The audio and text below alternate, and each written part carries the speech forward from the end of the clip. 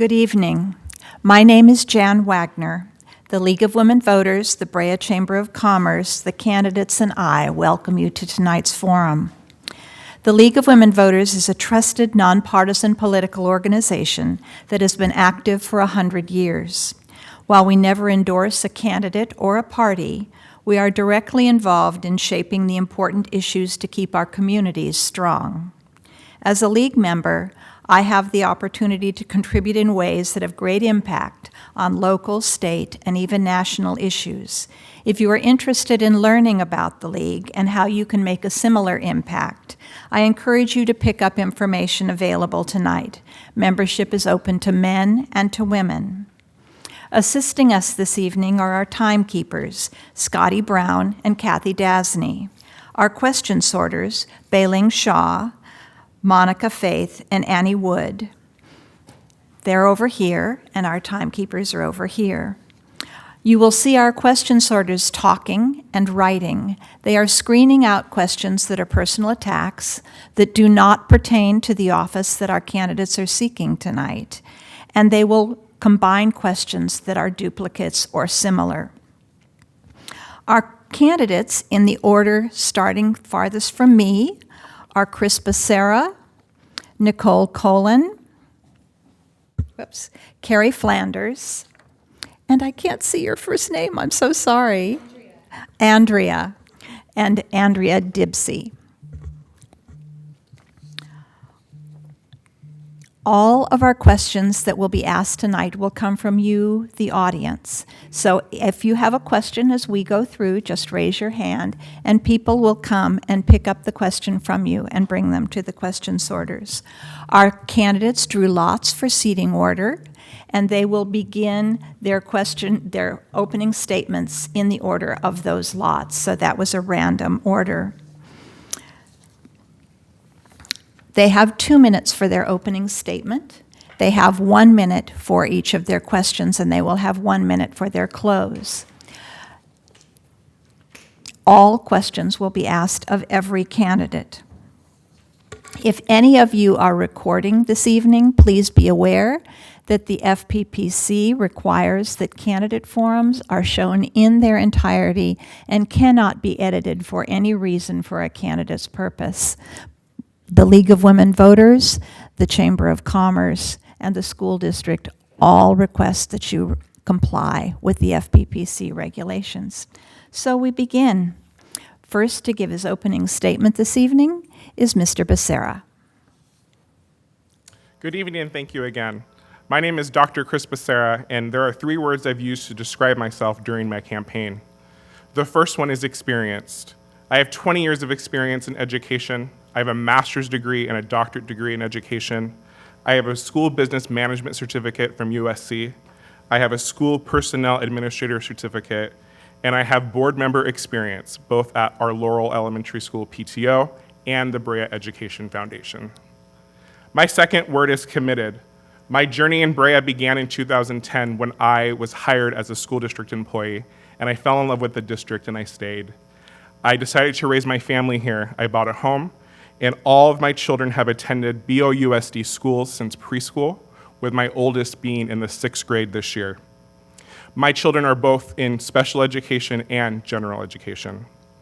I've stayed committed and I've trusted the school district during the pandemic, just as nearly 6,000 kids did every single day, and their families who stayed enrolled. The third word is impactful. During my time at BOUSD, I added an early childhood program to every elementary school campus. I transformed the Child Development Services Department, and I stayed involved raising funds for all BOUSD schools through the Brea Education Foundation. Representation matters. 71% of our students identify as minorities. 40% identify as Hispanic. I want to represent them. There is not a current school board member who is a parent with an elementary school-age children and a parent with a special education student. I want to represent these parents. I am the only candidate in Area 4 that has been endorsed by both unions, CSEA Classified and the BODA Teachers Union. I am the only candidate that has children currently enrolled in elementary schools, and I am the only candidate that has experience serving on boards directly related to our school district. Thank you. Thank you. Ms. Colon. Thank you so much, and thank you for attending tonight. My name is Nicole Colon, and I've been serving on the school board since 2013 when I was an appointed member. In 2014, I ran and have been serving ever since. BOUSD, as most of you all know, is a small district, and it's a loser on the state funding. That's why being fiscally responsible is so important.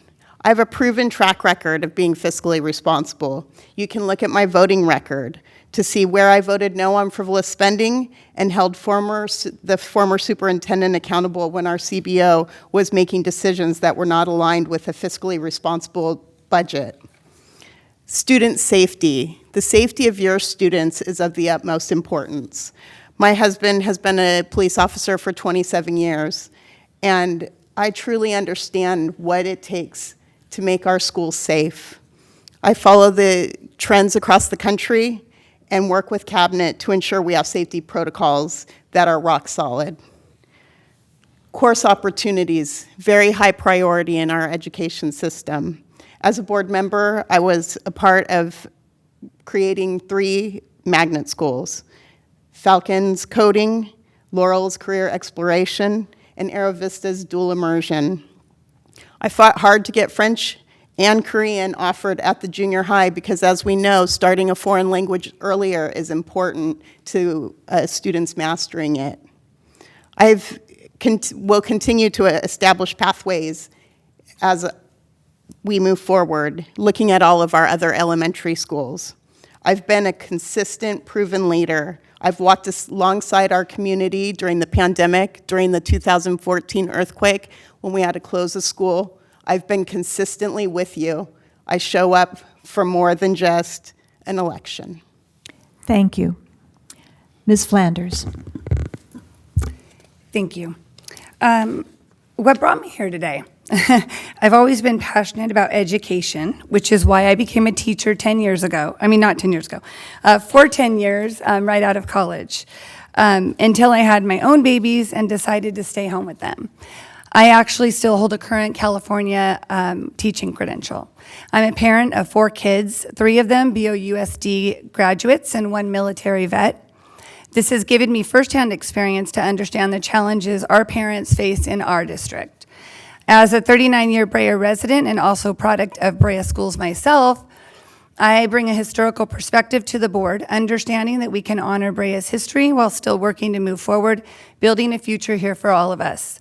With my love for Brea, specifically our schools, it was natural for me to get involved as a community volunteer. As a leader in the schools, I've served as president of PTOs, PTAs, boosters, Rotary clubs, and as a chair on several fundraisers. It's because of these leadership roles that it seems like I was a perfect fit for BOUSD board. My husband and I also owned our own business for 27 years and are currently partners in 3 property management companies. This experience has definitely been an asset to me as a board member, having gained the budget and finance knowledge needed to do this job. Another important qualification that makes me stand out as a candidate is my professional development. Board members are not required to take training, although we do require our staff to. And I believe it's essential to be an effective board member. I chose to take Masters in Governance training classes on my own time, which led me to getting elected to the California School Board Associate Delegate Assembly. This benefits BOUSD by giving our small district a big voice in the decision-making and influence that CSB has on our state government. As a believer in collaboration, I have excellent relationships with city, federal, and all government entities. I believe that actions speak louder than words, and all of my life experience coupled with these qualifications is proof that I will continue to work hard for the district, always focusing on what's best for the kids in Brea. Ms. Dibsey. So when I first thought about running for school board, I thought about the many hot topics that school board members have been associated with in recent years. You've got CRT and ethnic studies, vaccine mandates, mask policies, teachers' union salaries and negotiations, sex education, school safety, and mental health. You could spend years researching these topics and still not learn everything, or they change. I have talked to so many parents who feel overwhelmed by all of the information. I knew that I wanted to get more involved, and I needed to run. My uncle, David Rader, he was an integral part of this community, and I've always looked up to him, and we were very close. He taught me by example how important it is to give back to your community any way you can. He taught me how, first it was church leadership, then Mom's Club, then PTA. And as a mom of 2 children who currently homeschools, I can proudly say that education is a passion of mine. So this was perfect. Still, everyone on this board is passionate about education, right? So what sets me apart? You see, there is a large disconnect between our education system and the parents who are sending their children to receive a quality education in this rich state. School enrollment is on the decline. Bond measures don't ever get passed in Brea, and we are nowhere where we should be academically. We need a fresh perspective, and I'm the only candidate in my area who's not entrenched in the education system. And as a homeschool parent, I'm excited to be a champion for our new homeschool program. We need a well-rounded board with a common goal of reaching consensus. No egos, by mutual respect, and we all have experience to bring to the table. Thank you. Thank you. We'll now begin the questions section of our evening, and first to get our question this evening will be Ms. Colin. What would be your top 3 priorities as a school board member? Well, I just shared that during my opening statement. Student safety, course offerings, and fiscal responsibility. In addition to elaborate on my qualifications, I did actually have attended every year courses with regards to school board education. I have taken the summit course given by CSBA in San Francisco and paid for that on my own dime as well. We all have the opportunity to take these courses. I actually was offered the opportunity to take the courses that Mrs. Flanders just spoke of. I opted not to take them in the last month before the election because I felt that it would be fiscally irresponsible to have the district pay for those courses. They were approved for the members that did take them. Thank you. Ms. Flanders. Thank you. So safety for me is my number 1 priority, and the priority our district is working on right now. But for me, safety is a 2-parter. We're talking a lot about doing fencing, listening to our public, physical safety, but also mental health, because coming out of the pandemic, as we all know, the kids are suffering and our staff is also suffering, and we probably also here all have some issues as well. But the kids, for the mental health part of it, I feel like we are missing something, and it goes together. The school fencing, well, we can fence the school, but then who's killing our kids? Our kids are killing our kids. So we have to figure out why and how that can't happen in Brea. And that's mental health. So my other long-term, we have a lot of homes coming in Brea, and we need to figure out how to house them. So that's a big priority of mine, to make sure we can get ahead of that, not behind. Thank you. And that's great. Ms. Dibsey. So my first goal is to partner with the parents and teachers for the benefits of our kids. Post-COVID, we still need to rebuild trust, offer encouragement, and give some perspective to one another. And I feel that parent-teacher relationships are vital in helping our kids succeed. Second, I'm 100% devoted to bringing more programs and curriculum that would build children up. We have a mental health crisis, as Carrie said, and we need to know that, and children need to know that they all have value and a purpose. I am vehemently against any type of curriculum that would tear them down or make them doubt their self-worth.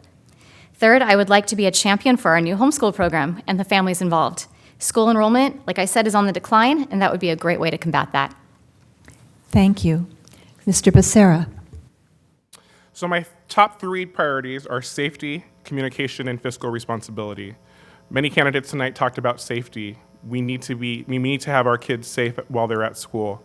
We have schools that write school safety plans, but what's the involvement with the parents and letting the community understand what's being done throughout the day and how we can help co-educate our kids about them at home? The second is communication. We have a great story to tell in BOUSD, and I would like for us to be able to be those storytellers and talking to the community about all the great things that are going on. We have additional mental health resources that have come up this year. We have additional funding sources that have come up this year, so the transparency for the community is important.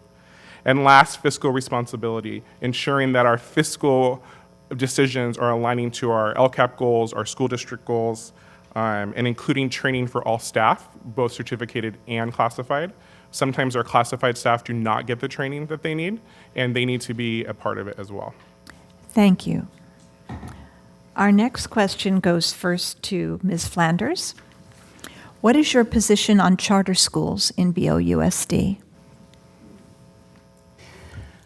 Okay, well, I already mentioned I was a teacher for 10 years, so I believe in public education. I know charter schools are trying to be a subsidiary of a public education by having to apply through districts, but they also don't follow the same guidelines and state standards that all of our other schools do. And so therefore, when it comes to charter schools, I'm not a fan. So I said it. I also want to, we are allowed to spend 30 more seconds on my prior question, which I know a lot of my other colleagues here had mentioned fiscal responsibility. And I want to just, I think that'll be another question later. I have a feeling that's a big one. But being fiscally responsible isn't just voting no and not spending money. It's knowing when to spend the money and when to invest in the right things. So just, coming up with a no vote here and there to show that you're against something for some reason, in the long run, we end up having to pay extra for it. It's called inflation. Thank you. Ms. Dipsey. So advocates of charter schools have stated that community and parental involvement are much higher than in those in traditional schools. They are primarily chosen because of their higher academic standards, small class sizes, groundbreaking approaches, and matching educational philosophies. I personally don't have a problem with charter schools in general. I don't, though, feel that Brea needs them. Our schools are already innovative. They offer a high-quality education to the students, and I'm not hearing an outcry from parents demanding that we add them to our options at this time. Thank you. Thank you. Mr. Becerra. As far as charter schools go within the school district, there isn't a need. At one point in time when we were trying to increase our own population, we established magnet schools. And so we have the formation of Laurel Magnet School, which focuses on career exploration. We also have Aero Vista that does dual immersion. And then we have our Falcon Academy with Coding to the Future. Charter schools don't have the same requirements as the public schools. Teachers don't have to have the same requirements. And as we're trying to professionalize education, we want to make sure that we're giving the right sort of funding to where it's needed, which is within our public schools. So I support our public schools, and we don't need charter schools in Brea. Thank you. Ms. Colon. The first thing I wrote when I heard the question was, we do public schools well. I don't think there's a demand for them. I don't think we need them. I think we're doing a good job with our public schools. Am I completely against charter schools? No. I think that there is a design that, you could do a charter school the right way, but I just don't think in Brea there's a demand or a need. Thank you. Our next question goes first to Ms. Dipsey. What experience do you have, whether personal, professional, educational, or volunteer, that qualifies you to serve as a BOUSD school board member?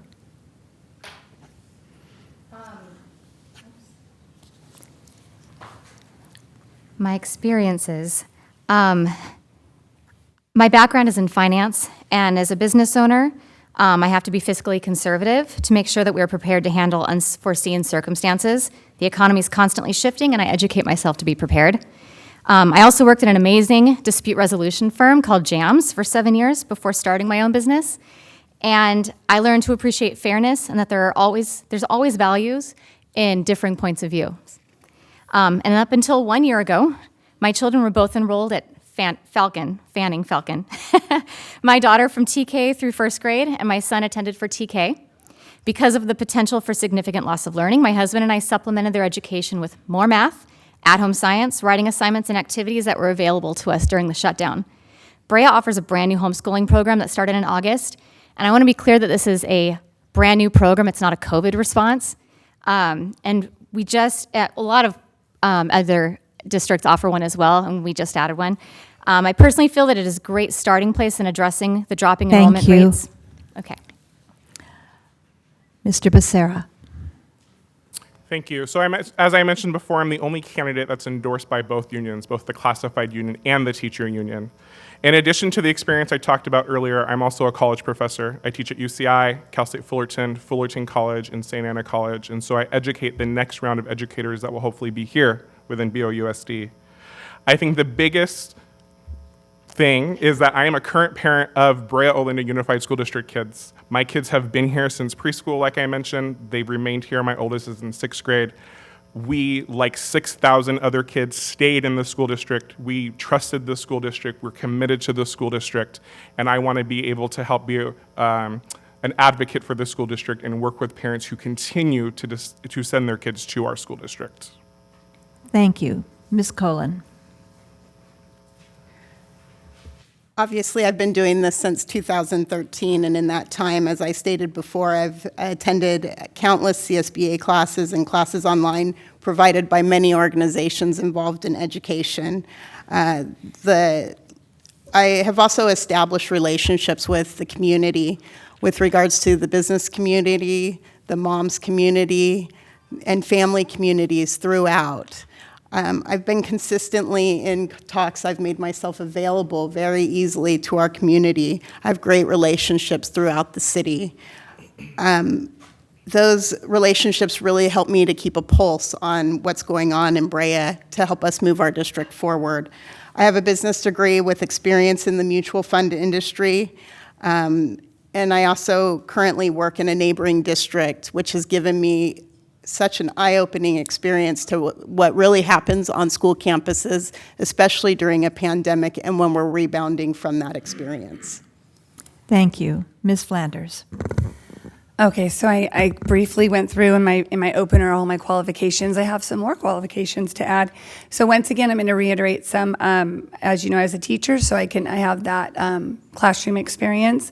I mentioned I was a business owner with my husband, and we are business owners now. I don't think you can understand fiscal responsibility if you don't own a business, because you learn it firsthand right then and there. And you are in charge of the taxpayers' dollars. I told you about my family and my history here in Brea, which is a big deal, especially with Breans to know that, right? Brea is a hard city sometimes to get in, and once you're in, you're in. And I also spoke about the training. It's not CSBA classes. The training I have is a formal training. It is extensive, and like I said, it got me elected to the Delegate Assembly, which is actually working with our state on all the great state laws. Lastly, I was a planning commissioner, and also I am the only candidate that works well with all 5 council members. Our next question goes first to Mr. Becerra. What is your position on critical race theory as it relates to BOUSD students? Critical race theory is not taught in our elementary schools. It's a collegiate level topic, and so we don't teach it, and there's no plan for us to teach it, and I've been involved in the system enough to understand the way it works. Also, anytime that we implement any sort of new curriculum, there's always transparency at the state level and also at the district level. Parents are allowed to come in, they can view the curriculum, they can give feedback on the curriculum, but our schools do not implement critical race theory, and we do not have, in my understanding, a plan to do so. Thank you. Ms. Colon? I can reiterate that we are not teaching CRT in our schools. We have not implemented ethnic studies, which is something that is on the horizon. And I think that is very important to helping our students understand different ethnic groups in our community. So that is on the horizon. But as far as CRT, That is something that is a higher level beyond the K-12 education. I think that the ethnic studies will actually be an embraced course offering in our high school, and I look forward to seeing what those course offerings look like, and it will be a very transparent process where the community will be invited to view the curriculum. Thank you. Ms. Flanders. All right, so you've heard twice we're not doing CRT. So I'm going to say we are not doing CRT. Here's the thing. You have to know your audience. And our audience in Brea isn't interested in implementing CRT. And it's not what everyone sort of makes it out to be. I think it's not in schools, in lower level schools.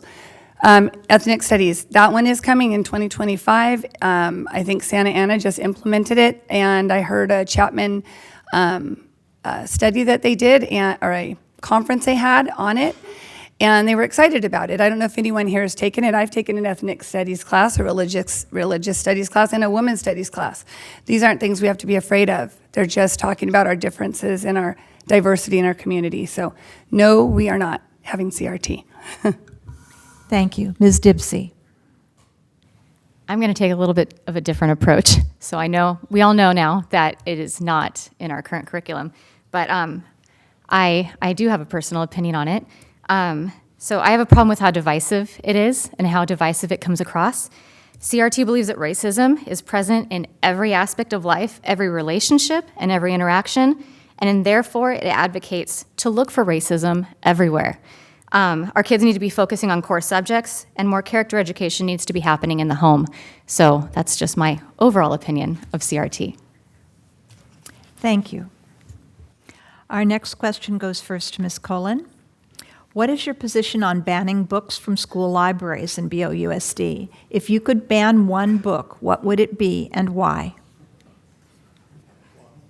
Well, that's a question I wasn't expecting. You know, I'm not an advocate of banning books. I think books that are controversial provide an opportunity to have a conversation. So there isn't a book that comes to mind that I would be scared of to have in our library. I think our educators, our families are dialed into what's going on. And if there is a concern, that's when we have conversations. Thank you. Ms. Flanders. Yeah, I also wasn't expecting that. So I don't even know if I'm aware of us banning any books. I would hope not. Especially because we have actually been, from what I've seen in schools, introducing more diverse books in general instead of getting rid of books that have something that scares us in them. Okay, maybe we should ban the book I Want to Eat My Classmates. I did see that book in the first grade the other day, and that did scare me. I'm just being silly, but other than that, yeah, I don't see us banning any books that I know of that we even have in our schools at the moment. So, thank you. Ms. Dibsey. I agree. I don't see this happening in Brea, but I did look it up because I like to understand both sides of the debates. The most common reasons for banning books are sexual content and violence and negativity. I don't know if you guys know this, but 1984 by George Orwell is the most banned book in America. I liked that book. Thought it was interesting. I cannot support the banning of books, though, because I don't support censorship. And, okay, so my beliefs about censorship are not absolute because I am a mom of 2 kids. And I get to decide what a lot of what my kids see on television and the internet. So obviously we need to keep age-appropriate content in our libraries, and we can look into working with our librarians to find out more about their process to choose these books. Also, when I was looking up the different schools' websites, if you are concerned, you can go onto each school's website, Google or search library, type in the keywords you're interested in, and it'll tell you if there's a book about that. So, thank you. Thank you. Mr. Becerra. I don't think we need to ban any library books or any books in general, and I cannot think of a book that I would want to ban. So that's it. Thank you. Our next question goes first to Ms. Flanders. How would you support students' health and well-being to include physical safety at school and mental health and wellness, especially for minority and LGBTQ students? Oh, this is a thinker. This is good. So I mentioned that my passion right now, one of my priorities is mental health. So, well, I hear too many stories about kids that didn't belong in school. They didn't feel like they belonged. And I'm very proud of our Canyon, I'm trying to find our principal, our Brea Canyon school, who actually, if you just haven't been, you have to go, because they actually do, you find a lot of kids there that just don't fit in for any reason at the big school. So, okay, let me back up, because now you said LGBTQ. Okay, so, well, gosh, my best friend is gay, so I think I'm very much for how we can, okay, now I sound like I'm on a Miss America thing. I guess if you're just, how would I specifically, we have books on our LGBTQ, we have discussions, that's part of the health curriculum that we had adopted. It's one of the things that we speak about, but now I'm just rambling, and I have to stop. Okay. Thank you. Ms. Dibsey. So, relating to LGBTQ, I mean, I don't know a lot of what the schools are doing with that. I'm going to admit that. I obviously believe, and this is how what I teach my kids. There's a zero tolerance policy at our house for hateful speech, discrimination, and bullying in general. And schools should be a safe and welcoming place for all students. Regarding to the mental health issues, I think that was the other part of the question. We are in a mental health crisis, much of it to our own making. And there's a lot of articles that have come out in the last couple months about decisions we made during COVID that were of enormous harm to our students. We definitely need to provide more mental health professionals at every school site, especially for the prevention of suicide and helping with drug dependency, and help take the burdens off of teachers to act as therapists and disciplinarians. I'll stop. Thank you. Mr. Becerra. Throughout the state of California, every school district implements a process called MTSS, Multi-Tiered Systems of Support for Students. And when I was a countywide director at OCDE, we went out and did training to everybody of what it means. And one of the main components of MTSS is all means all. And we have to be able to support all kids who walk in that door, no matter what their ability or disability is. We provide what's called universal supports within Tier 1, and the district has hired new counselors. Every elementary school has a counselor assigned to them.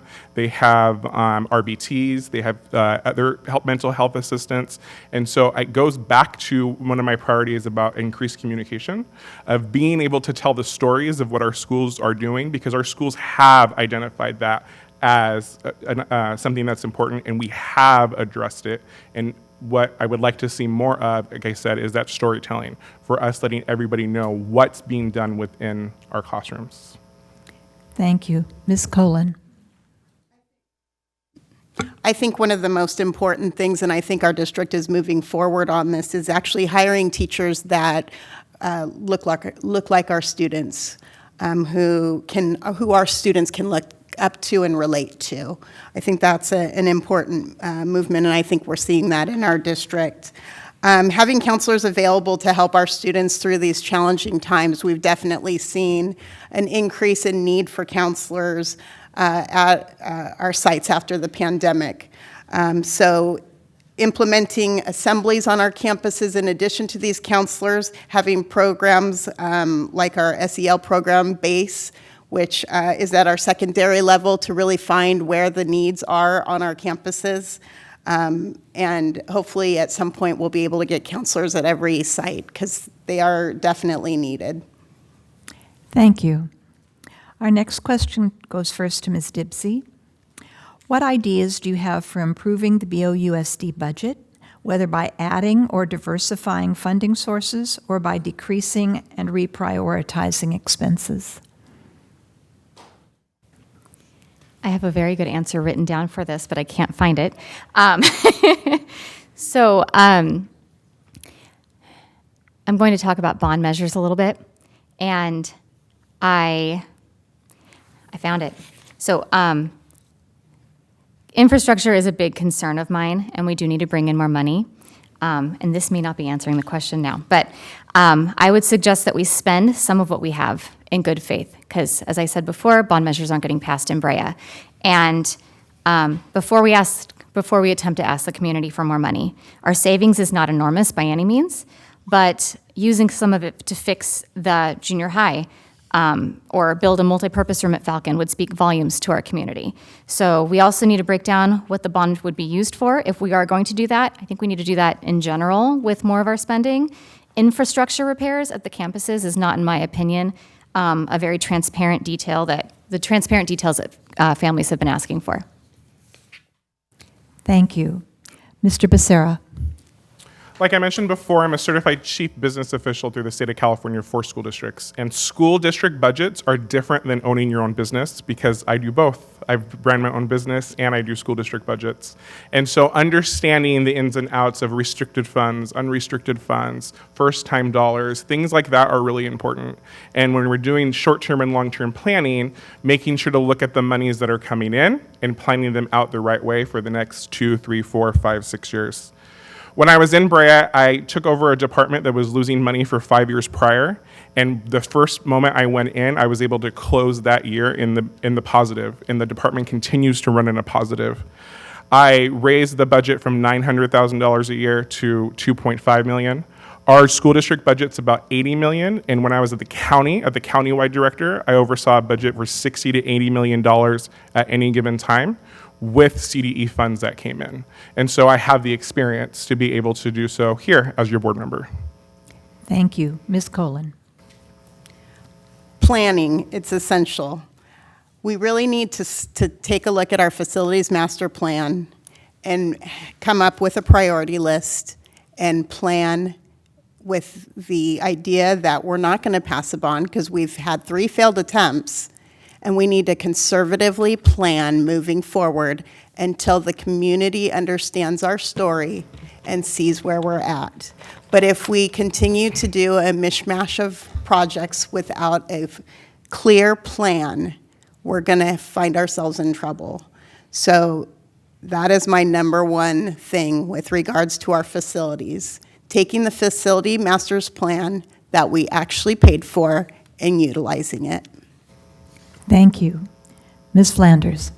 Okay, so the facility master plan, the word plan, so we have a plan, but the plan is so huge and the cash flow is so small. So we do have lists of priorities. They change though, right? We hit a pandemic and then all those priorities that we had lined up went out the door and we started all over again. And that's where we are today. I've heard the bond mentioned. Yeah, we're really good at failing bonds in Brea. We're close, but not close enough to pass. And I think maybe we need to rethink what we're doing. We need to figure out what our big ticket item is. For example, when the high school, the new high school, the 30-year-old new high school was built, that's exactly what they did there. Got crafty with the city and had a small little bond. So this is probably something we need to do on the board now, and is what we're trying to figure out. But also, okay, I wanted to go back, but I have 15 seconds, so I'm going to stop right there. Thank you. Our next question goes first to Mr. Becerra. If elected to BOUSD School Board, how would you hold yourself, other board members, and members of the public to civil communication and professional comportment, including and especially when there is genuine disagreement on a given issue? So the job of a school board member is to support the district and to be able to make sure that we are following initiatives that are coming down from CDE. And we know that we have a lot of community members in this community and every community that are passionate about certain topics. But there's a difference between advocating and rioting. And so as a community member, going out and helping to educate the community and letting them know it's okay to be able to come and ask questions and give your opinion, but there's a certain way in which to do so. Anytime that there's a disagreement, especially amongst the board, there shouldn't be a visual of it. The board should be a united front. They should be one that are coming together to support the district. And yeah, I think that's it. Okay. Ms. Colon. And I do agree to a point that having a united front moving forward on initiatives is important. Where I disagree is that you as a board member are elected to be the voice of the people. And if the people are coming to you and telling you that they want something and it's not being done, I feel you have an obligation to voice that with your vote. I am not a rubber stamp board member. If I disagree with something because the constituents that I speak with throughout the community do not agree, I will absolutely vote in favor of the people I represent. Thank you. Ms. Flanders. Okay, it starts from the top. It starts with board members and it starts with good governance. The reason I keep pounding this right here about good governance, going to classes, learning, is because any of us can and should be a board member. I mean, it maybe not should, but anyone in the public is. And how do we know school finance, policy, judicial review? How do we know those things if we don't educate ourselves? So it needs to start with good governance. And part of good governance means you learn to behave when you're here. And it's not about rubber stamping or not. It's about voicing your opinion. My dream board would be you can voice your opinion. That's what discussion's about. Not making a vote at the very last minute and not giving anyone an opportunity to talk it out. And you don't agree, and then you vote, and then you go to the next vote. And then you walk out of there, and you might not like that person for a few days, maybe 10 minutes, maybe forever. But that's how good governance works. But that's my dream. That would be my dream board, and that's how I've learned. So, Thank you. Ms. Dibsey. So leadership definitely sets the tone of an entire organization, and I believe I've seen that with this school board. And in some of my interviews with community members, and my time at the resolution firm, I've learned that your goal might be the same, and you might have different ways of getting there, but you should never go home thinking that your colleagues are wrong. You need to go back and analyze your performance and argument, because that's what good debaters do. And we all want to come to the same consensus at the end of the day. That's what makes an effective school board. The thing is, again, I'm going to say, no egos. You cannot take it personally. You have to respect each other, and we all have experience to bring to this table. So we just have to remember that. Thank you. Our next question goes first to Ms. Colon. What would you as a school board member do to support teachers in BOUSD? To support teachers, I think one of the most important things is to actually visit the classrooms and talk with them and see what is going on in the classroom, if they have the supplies and the tools they need to do their jobs. That's why I've made it a priority over my 9 years serving to visit classrooms and talk with teachers. If they have the tools to teach, they're going to be amazing. Our teachers work harder than anyone I know. They give much more than the time that our students are in the classroom. And I think really keeping that open dialogue with our teachers is the best way to support them. Thank you. Ms. Flanders. Starting with what they need, finding out what they need is very important. Also, don't give them what they didn't ask for. I mean, I was a teacher, and we give them more things to learn and more things to do and more, programs. And if you don't have the buy-in and you don't have teachers that want that in the first place, it's not going to be executed properly. So really engaging your teachers, having those meetings with them and listening to them, following their lead, especially right now. They're going through everything our students are going through, and we need to be there for them as well. And also, I was thinking, visiting classrooms is probably my favorite part of this job. When you start to forget why you're here, go visit a classroom. And, little girl last week tooted, and it was the funniest thing I ever happened to me that whole day, because it's just all so raw and normal, and I don't know, that's why we're here, right? To do right by the kids. So start with the classrooms. Thank you. Ms. Dibsey. My goal would be to have personal relationships with the various PTAs and PTOs across the city, the principals, and attend as many on-campus events as I can. I would spend time in the classrooms and get to know the teachers individually. I would share highlights on social media and try to make them feel seen and appreciated. Thank you. Mr. Becerra. Like I mentioned earlier tonight, I am the only candidate that is endorsed by the teachers union. I met with the teachers union several occasions, and they endorsed me because I was one of them. I've been in the classroom, and I've listened to them before.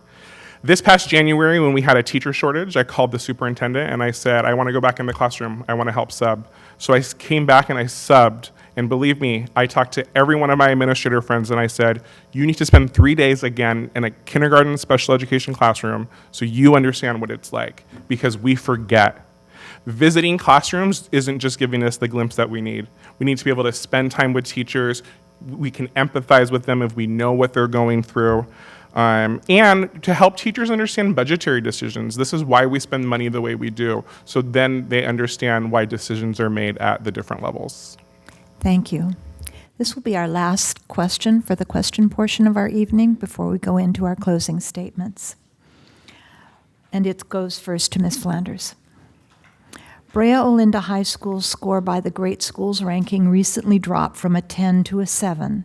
What would you do to get that score back up, and also to make Brea Olinda High School attractive to draw students from across the region? First, you need to know what Great Schools is. So Great Schools is a website that schools take over and own and man themselves if they choose to. And I don't know that we have yet. We were looking into that. It's not a score that is an official public score out, a state score. Sometimes if you go on as a parent and you put a comment that you're mad at something on there, your score drops. So that isn't a legitimate way to score our schools. So what are we doing in our high schools? We're already doing that. We are actually already bringing in programs. We have CTE programs, we have robotics, we started engineering, we have medical fields, we have lots of great athletics. We have goodness. We have BITA, which is a building engineering program. We have GITA. I'm going to use all my acronyms tonight, which is a computer technology program. We're constantly looking for more pathways. We actually already started 8 years ago when I got on the board, great board then, and we got started with CTA pathways at the junior high, and they are now at the high school. Ms. Dibsey. Those numbers, I feel they're misleading sometimes because you're going to get different scores on different websites.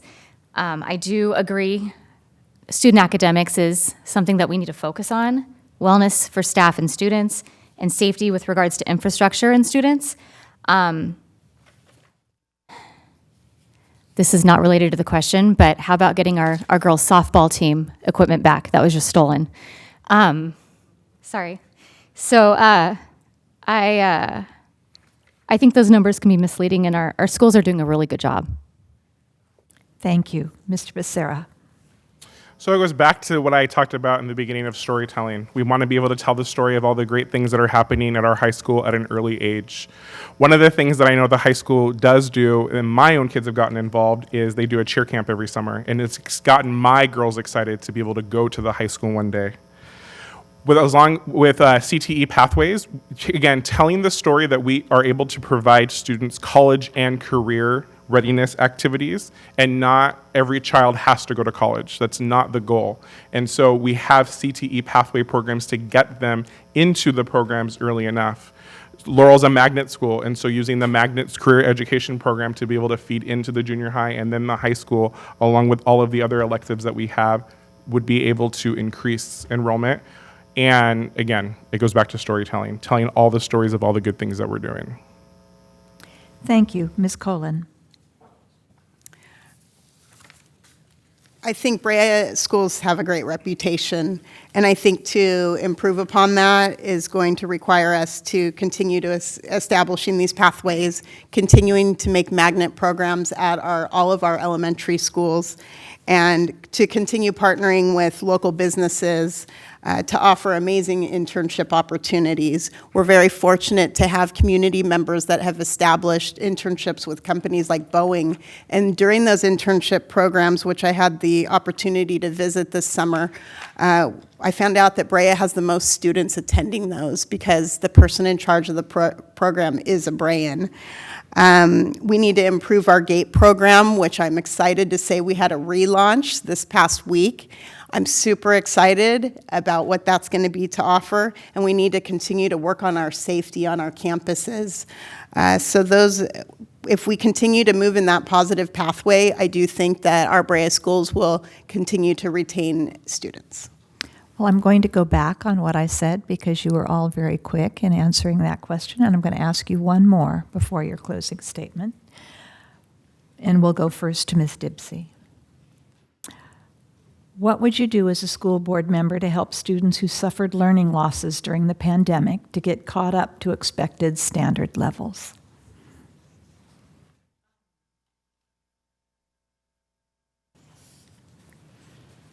So we definitely need to use data-driven decision-making and provide intervention programs. We need to assess each school individually, and see where the learning deficiencies exist, because I can assure you that every school is going to be different, and especially considering the learning loss that came with distance learning from COVID. There are several intervention programs already in place in the classroom. I know we have a summer school-based credit recovery, for example, and as we continue to address the needs in the moment and provide options for students who need to catch up so they can graduate on time, we can continue to, I think we should do at least yearly evaluations, personally. Thank you. Mr. Becerra. Back to the storytelling. So every school district just received money for something that's called Expanded Learning Opportunity Programs. And that funding is for school districts to use it on kids in school for learning loss, in the after-school programs, and in summer programs. The state is requiring that every district do 30 days for children over the summer in order to give them enrichment activities and learning loss opportunities. Again, it goes back to the storytelling. We have systems in place. We're doing things already within the district, but we need to work on better telling that story so then we can understand where the gaps are. And then someone like the board or a PTO or a PTA can truly go in and fill the gaps that are actually there and need help with. Thank you. Ms. Colin. We're very fortunate in Brea that we have so many partners.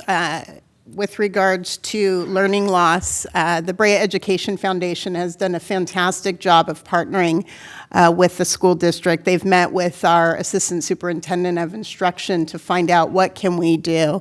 And one of those things is to offer to pay for tutoring opportunities.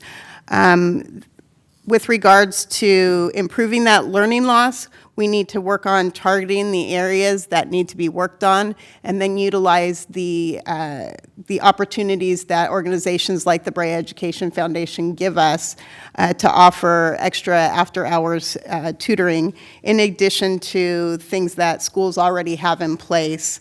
And with regards to not only just summer programs, but also during spring break, and giving people after-school options for recovering those lost minutes that we lost. Thank you. Ms. Flanders. Sure. Well, I'm glad that someone asked this question because I kind of chunked out one last time. The stuff we already have in place is what we're doing for our learning loss. It's MTIS, and I know Chris covered it. PBIS we have only 3 counselors for 6 elementary schools. All of the ESSER funds that Chris referred to that are required for our summer school programs, our intervention programs, intermission programs, all of those are happening, but here's where I'm going to head with this. The funding's going to stop. So the bummer is in 2 to 3 years, the state made it rain, right, for us to help us, and then all those resources will be pulled back. And what we need to be doing is advocating now, which I already have been with our local and state and federal officials, just begging them. Our needs are not going to go away in 2 years. And taking our funding away, we're going to be right backwards where we were. So the funding is where it starts from and where we get the privilege of these programs. Thank you. Now we will start our closing statements. And first to give her closing statement this evening is Ms. Dipsey. So, I love the city, and I've been a part of it for 36 years. The public education system in Brea is what attracted our family to finally move here. My goal is to be a voice for this community to ensure that our children receive all the tools necessary to be educated successfully and without any political agenda. It will be my responsibility as a community leader to delineate the values, beliefs, and priorities of my fellow parents and neighbors. I would be thrilled to have you partner with me in keeping our education system accountable and productive. I appreciate every single community member, city council, and board member who has given me the opportunity to meet with them and learn from them in my campaign so far. Your advice and experience is invaluable, and it has been my favorite part about this whole process. Thank you. Thank you. Next to give the closing statement is Ms. Flanders. Okay. Aside from having all the qualifications and experience that make me the best candidate for Trustee Area 1, I also want you to know why I love this job. I love that we're a small district who watches out for each other's kids. I love visiting and talking to kids at schools. I have the rare opportunity to get to see all the schools and how unique they all are, yet equally dedicated. I love that in the last 8 years we have developed pathways to give the kids experiences in the robotics, engineering, forensics, and all the other things I named earlier. I love that we're a community who's passionate and involved in everything. To me, the students are at the center of the community, and I'm proud to be part of that. Elections are like job interviews, and in this case, you may have 2 great applicants, and you may even like them both, which is great, but you can only pick one. You would pick the one who put more time and training on the job, taking classes to understand what good governance is. You'd pick the person who's a good collaborator with the city as well as others, who does homework, needed to make informed decisions, who will give you honest answers. You would pick a strong leader who has also a heart for this community. Thank you. Ms. Colon. I can assure you, if reelected, I will continue with my open door policy and my availability to you as the community. I will continue to advocate for you. I will continue to be your voice. I will not be a rubber stamper, absolutely not. And it's been implied that I just vote no for the fun of it. It's not the case. There are many conversations that go behind a no vote. I would never just walk in and have a no. So I want to assure you that any time that I have voted no, there have been conversations behind it, and it's because the voice of the people have asked me to be fiscally responsible, to make sure that we're able to afford more opportunities to provide a safe environment for your students, and to provide courses that will make your students successful in the ever-changing future job world. Thank you. Thank you. Mr. Becerra. So once again, I'm the only candidate in Area 4 that's endorsed both by the teachers union and the classified union. I'm the only candidate that has children who are actually attending our elementary schools, both in general education and special education. We do not have any board members that represent special ed. And I'm the only candidate that has experience serving on boards that relate directly to the school district. I've been on both sides of the table. I've been an administrator for this district. I'm a parent of this district. I'm able to talk to parents about what it means, the ins and outs when they don't understand, and I want to continue to advocate. I want to be able to represent the community. Like I mentioned before, representation is important. 70% of our students are minorities. 40% are Hispanic. Our kids need to see individuals like them in leadership positions. Thank you. Thank you. On behalf of the Brea Chamber of Commerce and the League of Women Voters, I'd like you to join me in thanking our candidates for participating in this forum and for being willing to run for the school board. Please do so.